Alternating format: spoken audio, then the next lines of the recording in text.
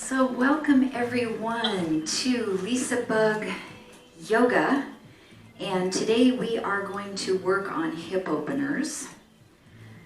What are they? Are we doing them correctly? Some of the work that we're going to be doing today will be standing up, so I have a chair here, so if you have at home a chair to help you with balance, that might be nice to have as an option. Also, maybe a block or a blanket would be beneficial as well. So I just want you to make sure your microphones are muted, and I'm going to actually use this and have a seat and talk to you for a minute. So just get nice and comfortable. We're going to talk about the hips a little bit. I think in yoga in general, there is kind of a Shangri-La about wanting to get pigeon pose. Everybody loves pigeon. They want to get into a full pigeon pose. But truly, for most of us, pigeon is not a pose that we ever do correctly.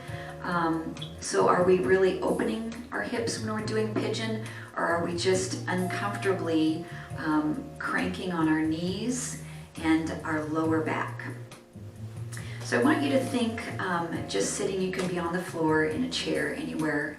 Think about the anatomy of your hips. So the hip is a ball and socket joint. So if you imagine my hand here as being the socket of the hip, and your thigh bone sits right into that socket. And your hip can move, your thigh bone can move many directions, because this is a circular ball and socket joint. What causes our hips to be tight is a reflection on whether the muscles are in balance around the hip, whether they're strong on the front of the hip, the back of the hip, both sides, inner and outer thighs, and whether or not you're flexible, and to some degree too, what you were given with at birth. So, and how you moved your body when you were a child. Were you one of those kids that sat in a W sit with your feet out? Or were you one of the kids that sat cross-legged? So I think I might have one person with their microphone on. If you could check to make sure your microphone's muted, that would be great. So let's talk about the different directions that the hip moves. And I want you to go ahead and stand up. And if you need a chair for balance, you can have that close by. So let's stand on our right leg and stand really tall and bring your hands to your hips and notice where the top of your pelvis is. Right there. And then if you slide your fingertips down, you can feel where your thigh bone enters right into your hip. And I want this area of your pelvis to never move. That's the key. So this is going to be nice and strong and stable. And then if you need your balance, your chair for balance, you can hold on. I want you to stand on your right leg and lift your left knee up a little bit. And we are going to rotate the knee out and the knee in. So this movement of our hip, of the thigh bone, is called rotation. So we can rotate laterally, we can rotate medially, out and in.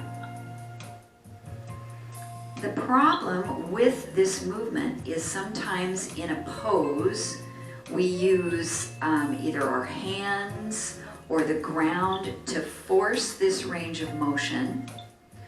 Or when we're doing a pose, say like Warrior 3, our pelvis will begin to rotate and move, and so we're not actually opening the hip, we're rotating through our spine. So I just want you to notice, how far can you rotate out? How far can you rotate in? And this isn't using any pressure of your hands or anything else. This is just firing the muscle of your glute. And then let's set it back down.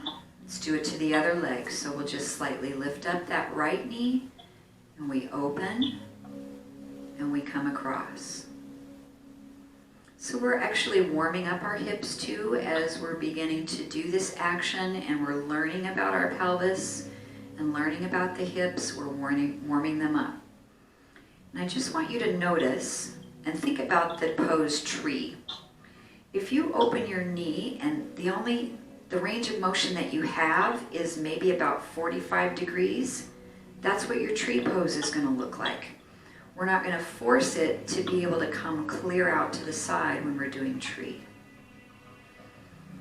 Standing up tall, there's no movement through your pelvis, so I'm not rocking my body at all to get my knee to open up and to close.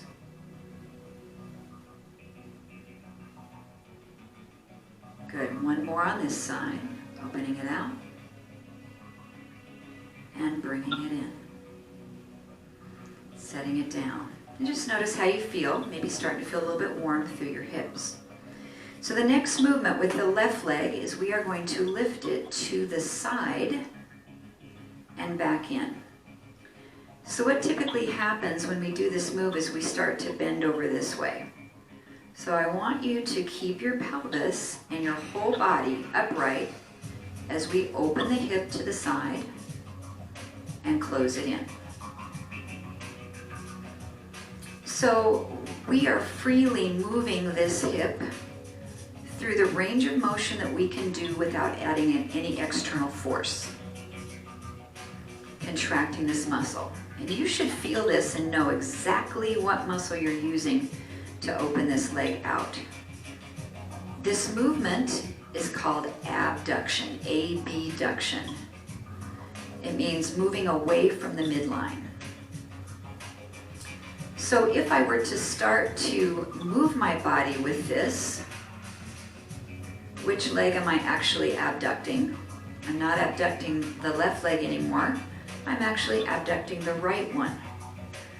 So when we think about our hip openers, we want to make sure that we're opening the correct hip that we're focusing on. Let's do one more on this side. And close in. Just pause for a moment, see how you feel. You should feel some work in your stabilization side too, because as one leg is moving, the other one is your stabilizer, nice and solid.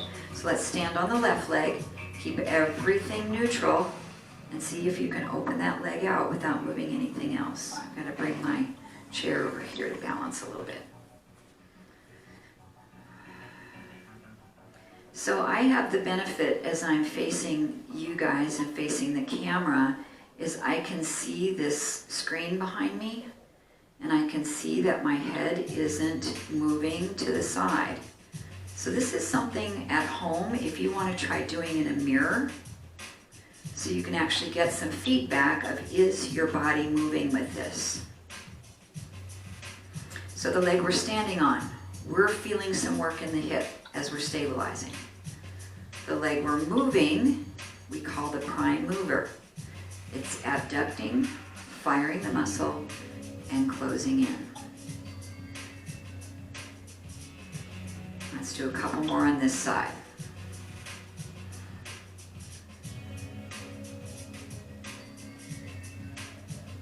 And bring it back in. Just notice how everything feels. Should be feeling some work. The next movement that the hip can do is flexion and extension. So I'm going to turn to the side.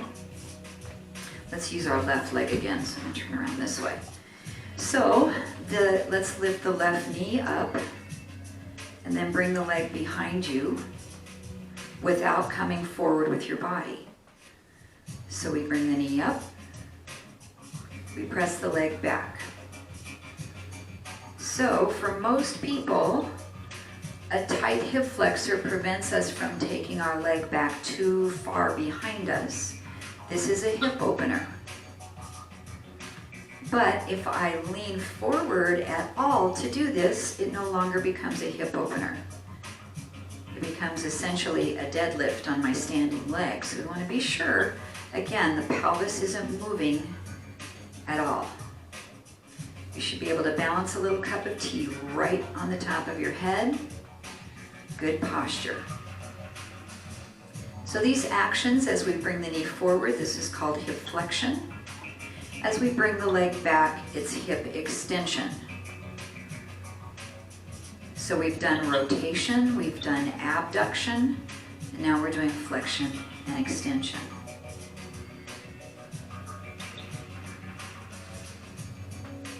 One more on this side. Noticing which muscles you're activating to do these movements. And then releasing down. Let's do the other leg. So we're bringing the knee forward, taking the leg back without bending over at the waist. This is a challenge to do without balancing.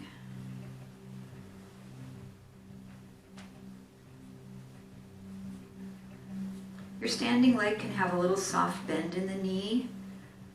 Want to try not to lock out the knee. That sends a lot of stress up through the pelvis. So I'm not looking in the laptop screen now, so I can't tell if I'm bending forward to take this back. I'm just totally relying on proprioception. Abdominals braced. And you should be feeling this a lot in your standing leg. Who knew that the one that's not moving is actually feeling probably like you're doing more work?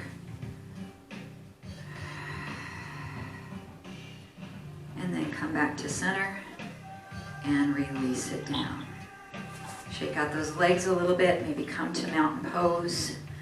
Close your eyes and I want you to just notice the feelings of your hips. Just observing what you're feeling.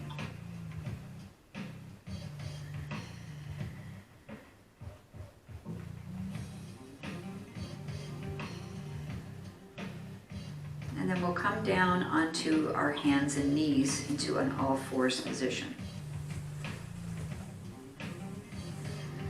So again, keeping that in mind about our pelvis being stable. Shoulders are over your wrists, hips are over your knees. Let me give you a little diagonal view. So we are going to take our right leg and abduct it, which means to open it to the side and bring it back in.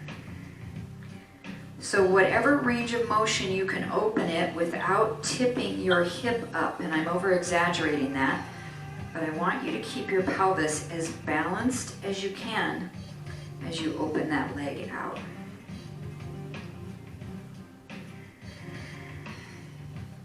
If your wrists are feeling a little tender, you can make fists for wrists, come up onto your knuckles, or you can place your elbows down onto the ground. So we're only opening the hip as far as we can do it by contracting the muscle, not by moving through the waist, not by activating the lower back. One more time, pressing it out to the side. And bring it in. Let's try the same thing on the other leg. Open and close. So really, this is not a very big movement for most of us. And a lot of times we're not balanced from one side to the other. So just noticing where you can go with this abduction. And this abduction is slightly different from when we were standing up. Because when we were standing up, our hips were not flexed here at this 90-degree position. So this movement is actually called horizontal abduction or transverse abduction. Let's do two more, pressing that leg out. Returning. One more, press out. And returning. Let's press back to child's pose. Just take a break for your wrists.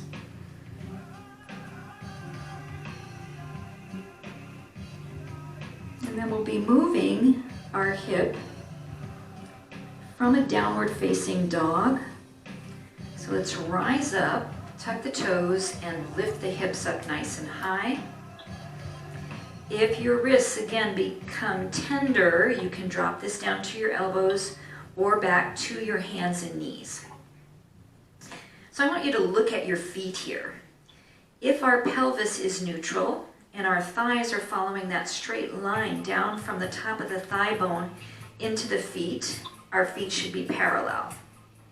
I want you to take your right leg and just start to lift it up and keep looking at your foot and make sure your toes are still pointing down to the floor.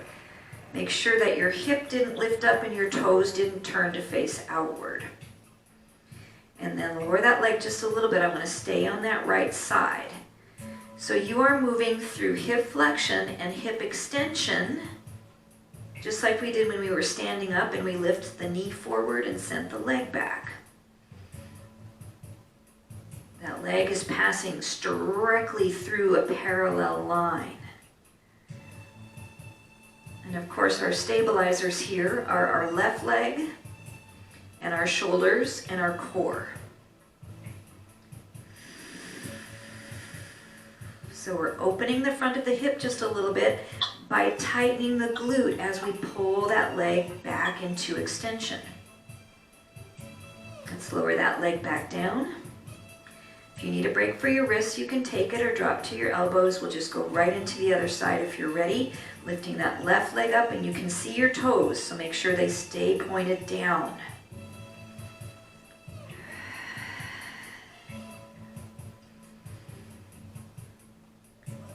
So if I come out of alignment, I can lift my leg higher, right? So if I start to rotate through my pelvis and turn, I can keep lifting my leg way up. And that's okay to do depending on what our goals are. But if we want to open the front of the hip here nicely and staying in neutral, we're not rotating the pelvis. Where can we take that thigh bone without affecting anything else in our body? Let's do 2 more on this leg. And it might not come up as high as what you think you'd want to lift it. Last one. Lower that leg down. Now we'll start to walk the feet back towards the hands, coming into forward bend. To relax your wrists, grab your opposite elbows and just hang, stretch the backs of your legs. So this is deep forward flexion, so we're opening the back of the hip here. So to some degree, this is a hip opener as well as it is a forward bend.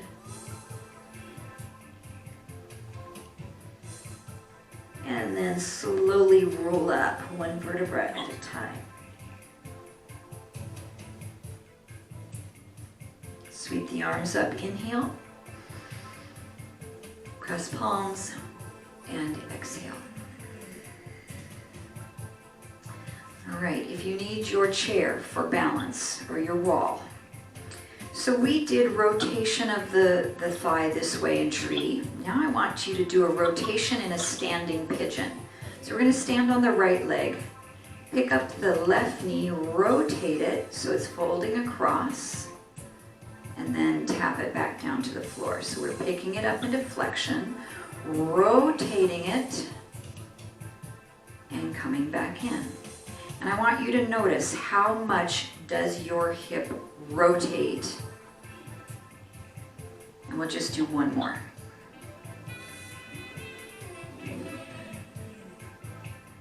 Now, if we do this action, we lift this leg up, we rotate, and then set the ankle on the thigh. I want you to notice how much more movement you have here. You can swing this leg out, you can bring it in, and I want you to press it out with your glutes.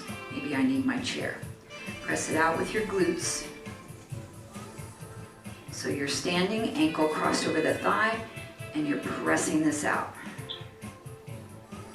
So if we bring the knee forward and press, use that buttocks, forward and press.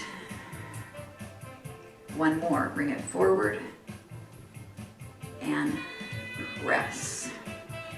Now we'll sit into our standing pigeon without moving the pelvis. And come back up. And sit. Sink, sink, sink low.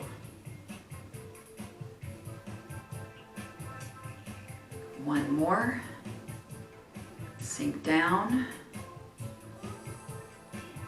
Then we can take the upper body and we can hinge forward. Now are you feeling the hip opener? And then just lift the chest just a little and hinge forward. So our goal is not to let the pelvis shift. Inhale to lift the chest one more time. Exhale and hold. So we've got that left leg lifted in flexion. We've got it externally rotated. And then we're folding our body over. This is our standing pigeon. One more breath. Press through that foot. Rise everything up. Unfold the leg. And then just observe how everything's feeling in the hip. I'm going to move my chair to the other side. Okay, firstly, pelvis is squared. Standing tall in our foundational mountain pose.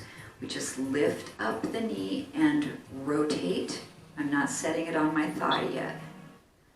I'm just seeing how much rotation I have by using the muscle of the glute.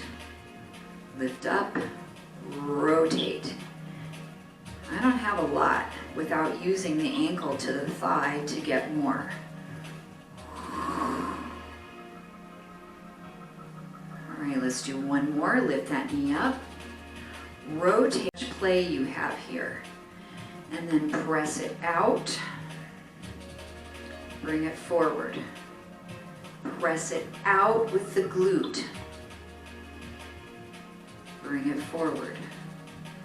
So we're using a technique whereby we contract one side of the joint, the muscle on one side of the joint, to release the other side. And let's press that out and hold. Then sit down. Make sure that your left knee is tracking over your foot. Notice that hip begins to open. And then rise up. So as we sit, the left knee moves the ankle forward, but make sure you're not rotating your pelvis. And if you can envision in your mind pigeon pose, this is where we're getting to on the mat, right? When we're in pigeon and this leg is in front of us. Let's do one more, sinking it down, keeping the pelvis as square as you can. Now with the upper body, without rounding your spine, just hinge forward and go, ooh, there it is. Then bring your chest back up just a little bit, inhale. Exhale, hinge forward, maybe just a fraction deeper. Bring it up.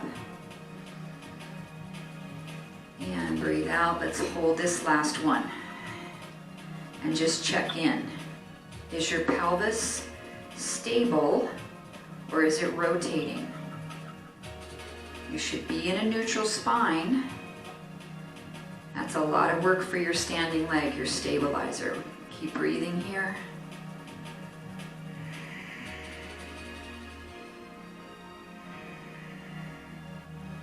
And press it up. Unfold the leg. Ooh, check in. Are your hips feeling a little bit more open? Be a little bit more open. So if we just jump right into this pose and just throw the leg over, our hips are probably going to rotate. We might not get the true benefit out of this pose. So that's what we're really learning here, is getting the maximum benefit. Might be not taking it as deep as we normally would. Okay, we are going to go from eagle to warrior two, and this is going to be a very small, tiny warrior two. So I'm going to put my hand on the chair. Facing you, it's my left hand, but it would be your right looking at the camera. And I'm going to wrap this leg around into eagle. My pelvis is forward. And then as I unwrap, I'm going to step out into warrior two. Now my pelvis is facing you. Then come back onto that standing leg, wrap around to eagle. Open it out. Warrior two. Not a big one.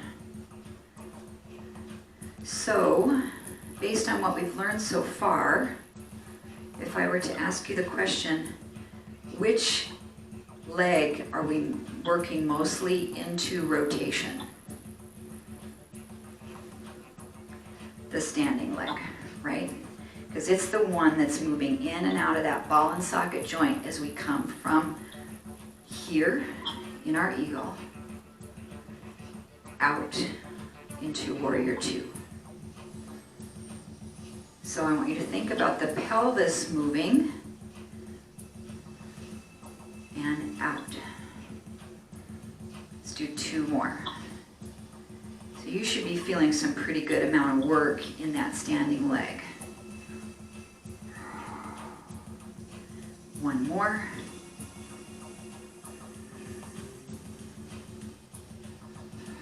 And just hold that warrior two. So notice for you, and you don't have to have your hands up, if you have your pelvis directly towards me, are you able to get this knee over your foot?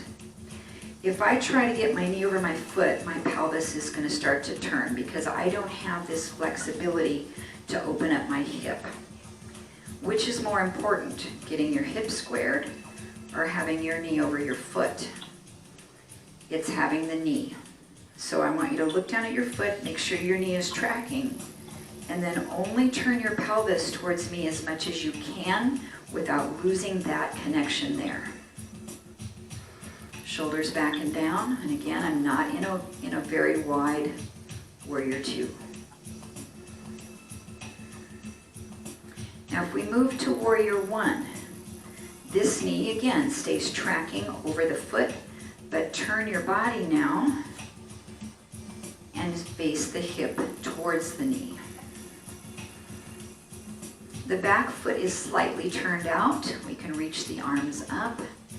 And our hip opener here is on the back leg, the leg behind you. And we're opening up the front of the hip.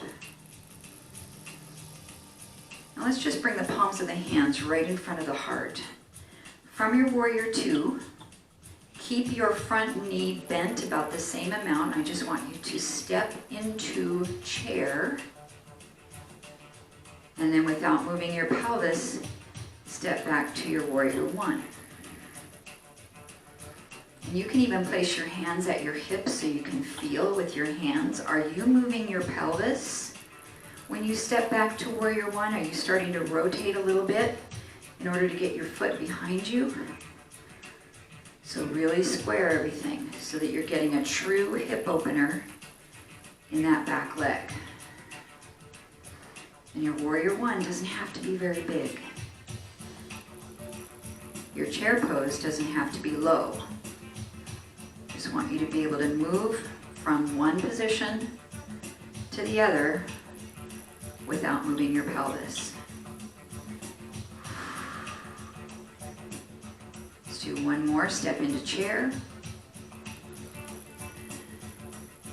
Step back to warrior one. Hold. And reach the arms. Now, if we take this into a forward fold for pyramid, let's bring our hands back to our hips and straighten out this front leg. And I really want you to notice, is your pelvis turning?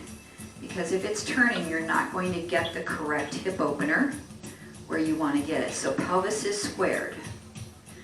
You can either lift your hands forward and place them on the chair, or keep your hands at your hips. I just want you to hinge without rounding your back. This is not about bringing the nose down towards the knee. It's about opening the back of the hip on the front leg, a little bit of the front of the hip on the back leg. If we rotate the spine or rotate the pelvis, we'll not get the full benefit out of this position. So think about your pelvis being completely level straight across. We'll hold here a couple more breaths. Ideally, your feet are almost completely parallel. If we start to turn the back foot out, the pelvis will follow. It'll start to rotate. So if you have the balance to keep both of your feet parallel and straight forward, that's the best thing here. Let's take one more breath.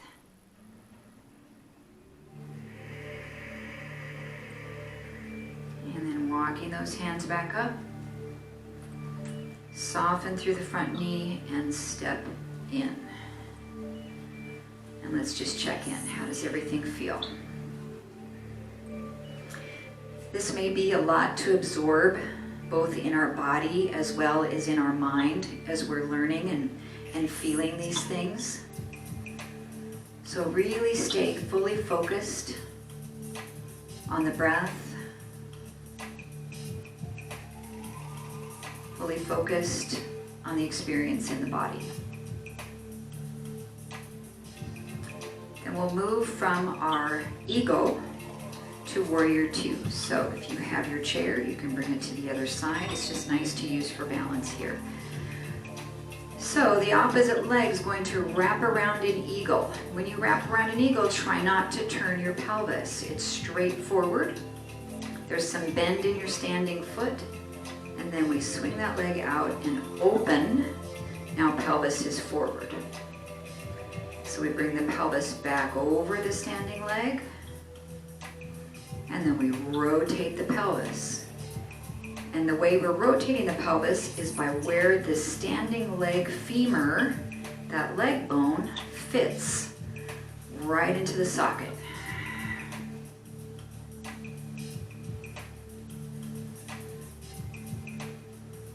We're not bending over at the waist. And we're only opening out as much as we can, keeping this standing knee directly over the second and third toe. 2 more repetitions. Rotate across,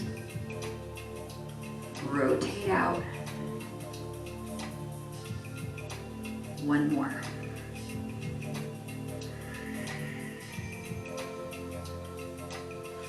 Then hold your warrior two here. Hands don't have to be up unless you want them to, but you're going to check in with this standing knee. Make sure it's tracking right over the foot. And then if your pelvis isn't able to square forward, that's okay. It's going to be on whatever position to keep your knee tracking. That is your warrior two in this short stance position. Notice, is your glute firing on that side to keep this knee pulled out over the toe? Then we'll move into our warrior one by turning the pelvis, and we've got to turn the back foot almost directly forward. So hands can be at the hips. Make sure everything is squared. Hands can be at heart. And then keeping this front knee bent, we step into chair without moving anything else in the pelvis. And we step back into warrior one.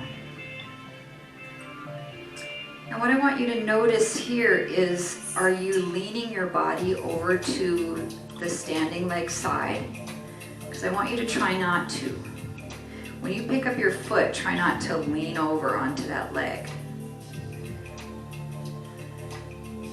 And keep everything super still. Notice if you're rotating your pelvis out when you step that foot back, and there's that tendency to do that. If you do, you lose the hip opener here.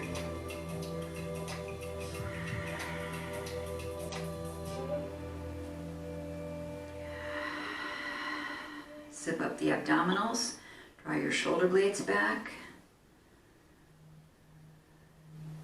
Which leg is working more? Standing leg, not the one that's moving back and forth. There's constant load in your glute, constant load in your quadricep. Here's our last one, stepping into chair. And stepping back into warrior one. We can lift the arms. Notice is the knee in alignment with the ankle, is the pelvis aligned forward. And we'll take that with us as we move into pyramid. So straightening out the front leg, hands can come to hips. Make sure that the back hip is forward, the front thigh bone moving back so we have this nicely squared alignment. And then begin to hinge forward. So today the focus of class is not necessarily on maximum flexibility of this pose. So I know some of you may be able to go down a little bit further, but I want you to think about squared pelvis. So for today, back off on that range of motion just a little bit so you can feel this. Feel the accuracy of the pelvic alignment.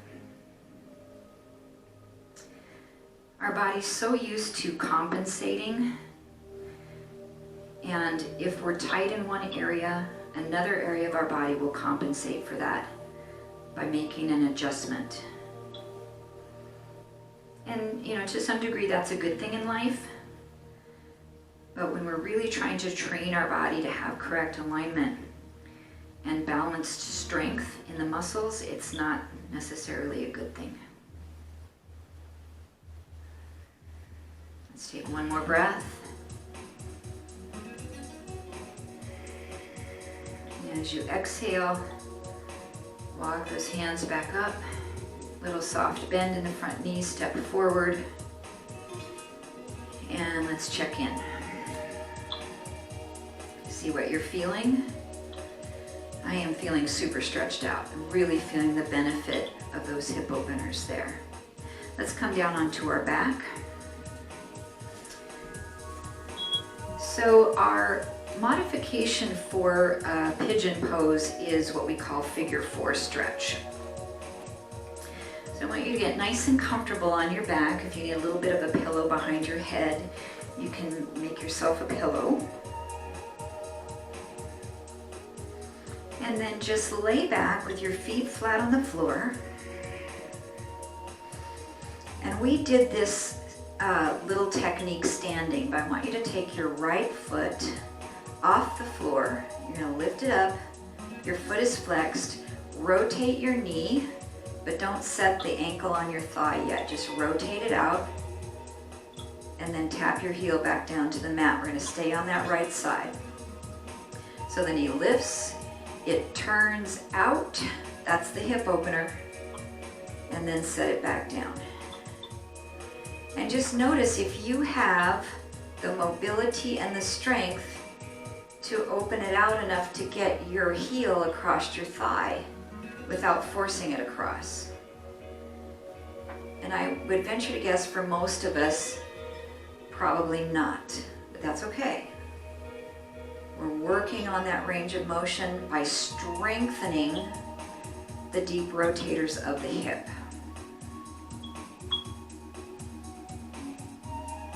So on the next repetition, let's go ahead and bring it up, rotate, and set that ankle across the thigh. And then notice how much play you have here, how much swing you have. I just want you to use the muscles of your glute to press the knee open and then release it to let it flow towards you again. Press it open with the muscle, not by pushing it with your hand. And as I'm continuing to educate myself as a yoga teacher, you know, I realize that I've taught you guys many times to push your leg open with your hand. And I'm going to change the way I teach this, because this is more beneficial to use the muscle to open than to press with your hand. So now press that open with the glutes, hold it, and then lift your knees up, and you can use your hands to help. Bring them up, and then lower down until that heel touches. Now if you don't use your hands, this is a big exercise for your abdominals. But if you need to use your hands, you're gently helping, because sometimes the lower back doesn't like to do this with the full weight of your legs. Let's do 2 more. Your pelvis isn't moving, isn't moving, isn't moving.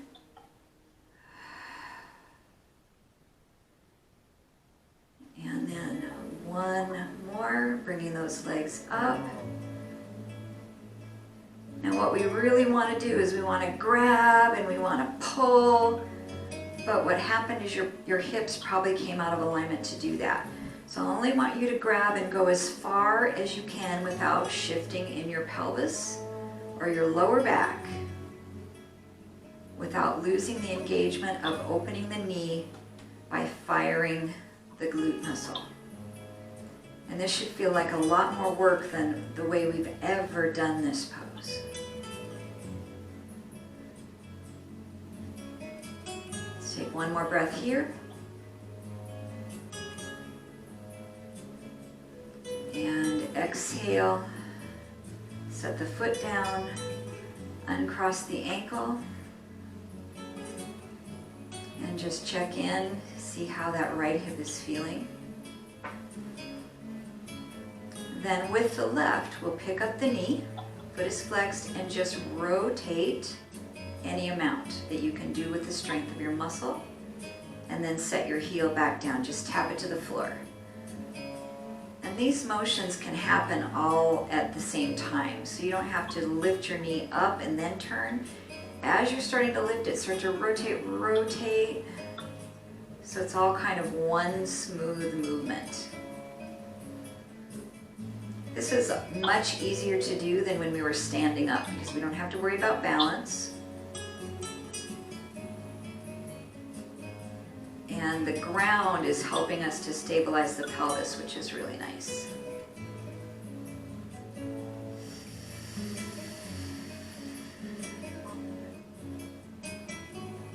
And 1 more, we'll lift that knee up, rotating. And now we can set the ankle across the thigh. And without pushing this knee with our hand, use the muscles of your glutes to press the knee open, and then release it to let it drift toward you. And just notice if there's any difference. For me, and I don't know if my right side is stronger, but on the other side I was able to really open this knee further than I can on the left. But I'm also starting to get a little bit of osteoarthritis in my hips too, so maybe it's a function of that, as well as flexibility of my hip on this side.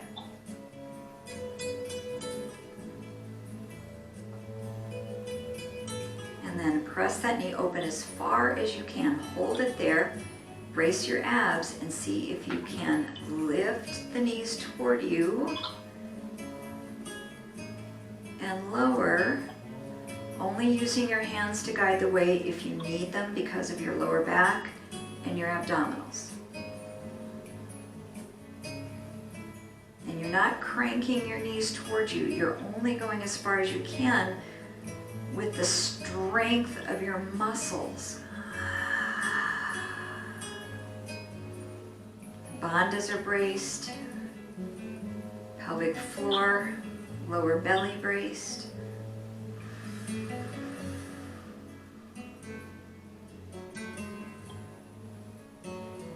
And then let's hold this last one.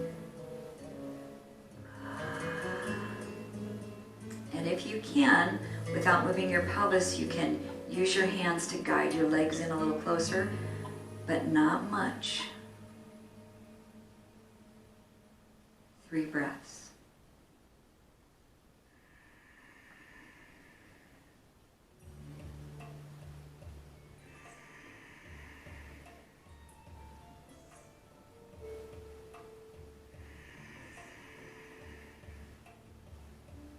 And then very slowly, lowering down, uncross the leg.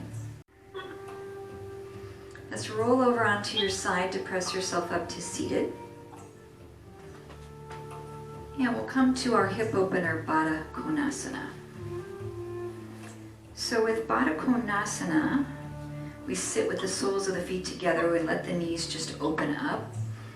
And for me, this is not the most comfortable position. I feel pretty tight. So an option is you can always sit up on a blanket or a block to slightly lift your hips up a little bit. And that feels a little bit more comfortable for me to open my knees out. So first, just sit up tall as if you were up against a wall. And using the strength of both hips at the same time, slightly lift the knees towards the ceiling. And then using the muscles of your hips, press them out. And lift. And press. And just go slow. And the press on a scale of 1 to 10 is maybe only about a 3 or a 4. So you're not really forcefully driving those knees out, just softly. And we can do that with the breath, inhaling as the knees are coming up, exhaling to press them away. Nice long spine.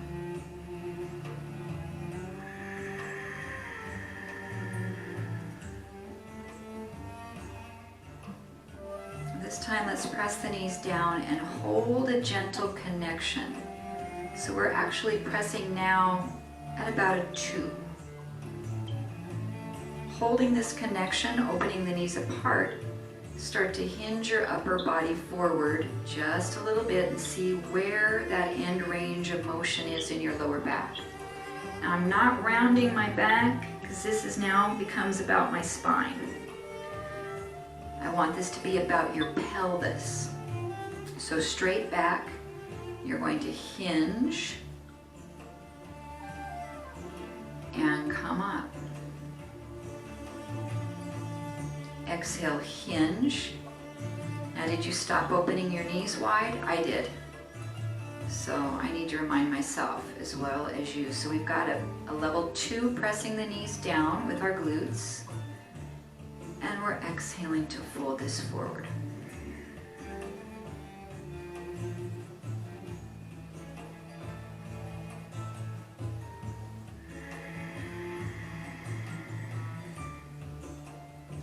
One more breath. We'll inhale, lengthen. Exhale and hinge to whatever your edge is, and we'll hold there.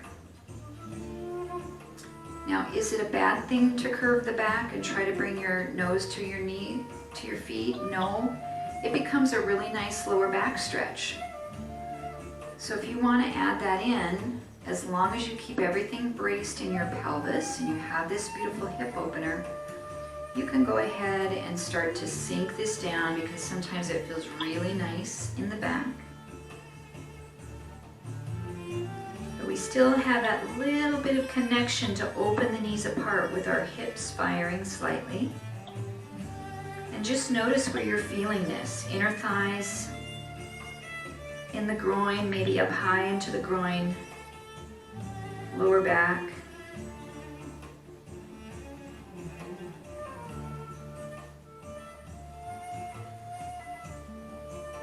And then walk those hands back up.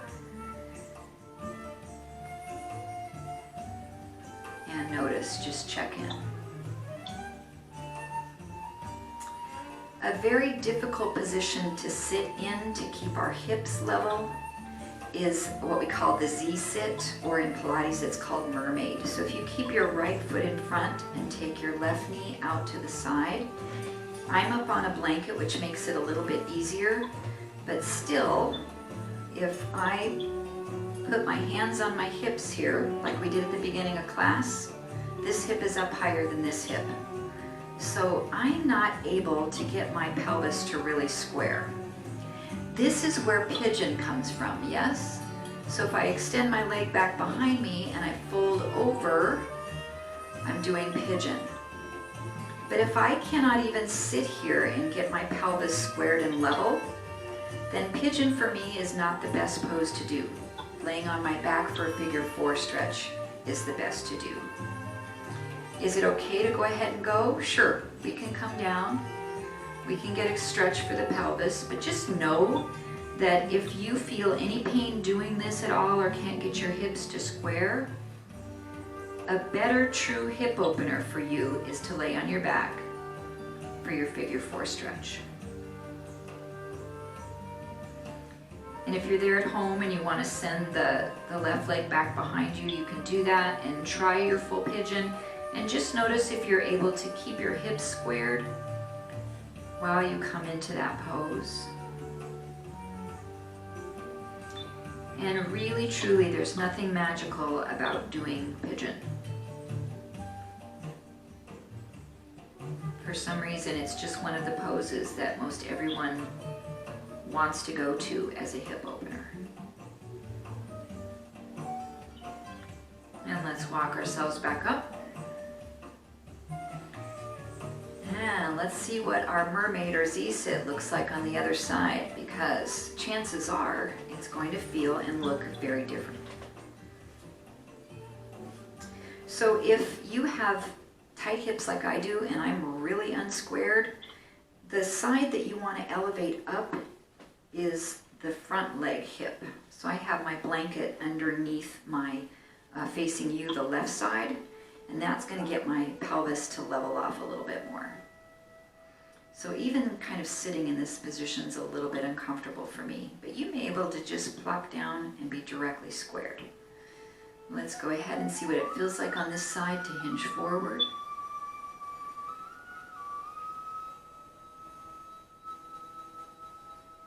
And we've been opening the hips quite a bit. We did our standing pigeon, we did lying figure 4 stretch. So by the time we've gotten here, we should feel pretty open.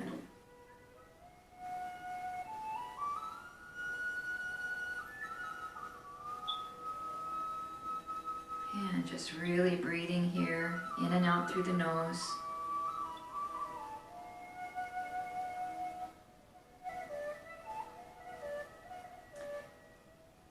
So it's really hard in an hour's time to really take a deep dive into anatomy and physiology and biomechanics of the hip joint, but this will give you something to start to ponder and start to contemplate as you're working in some of your other practices coming up in the weeks to follow, and some of the poses that you do at home. Try to use this as a litmus test to see whether you're actually truly doing a hip opener.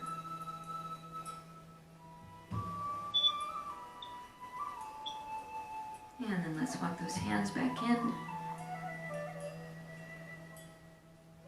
And then choose a comfortable place for Shavasana, relaxation.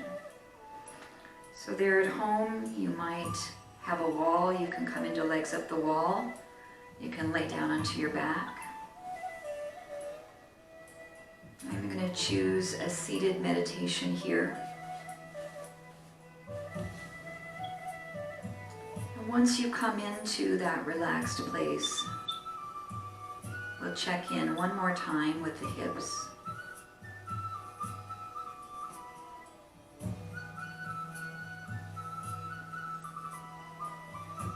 And the yogis of old taught that we carry a lot of stress in our hips.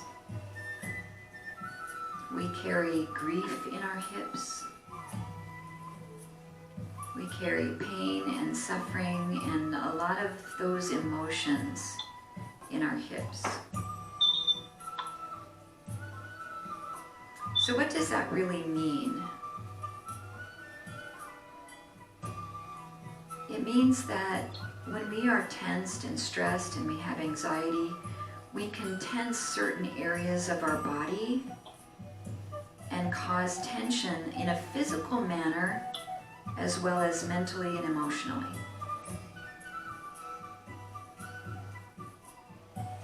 So oftentimes when we are releasing our hips, we're also releasing some tension and stress that's in our emotional well-being, in our mental self.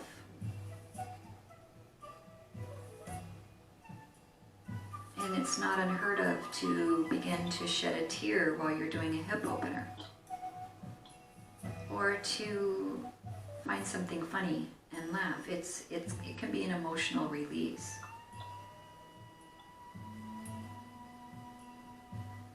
So just noticing if you're feeling any emotional shift while you have a physical shift in your hips, in your pelvis.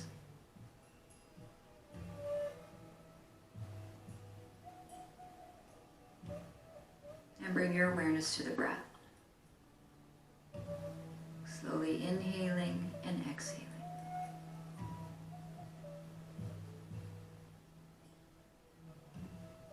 And as you exhale, if you release any of that hurt and pain and suffering, it creates more space within your emotions to fill it with all that is good, with love and joy and peace, with kindness and patience and happiness.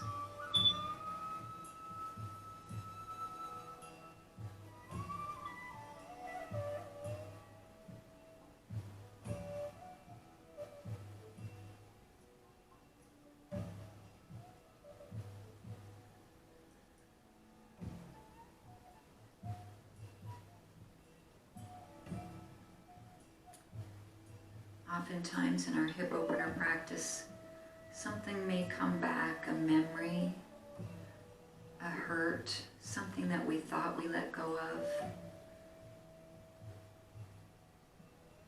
But it rises up again. And that's okay. Address it and send it away.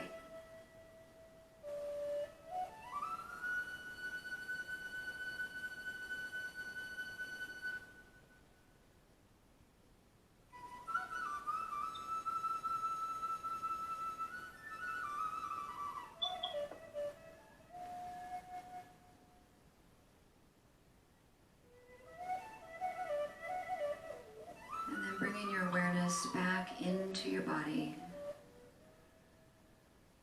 to slowly come out of final relaxation. Take your time, any way that you'd like to come up, and we'll join one another in an easy cross-legged pose.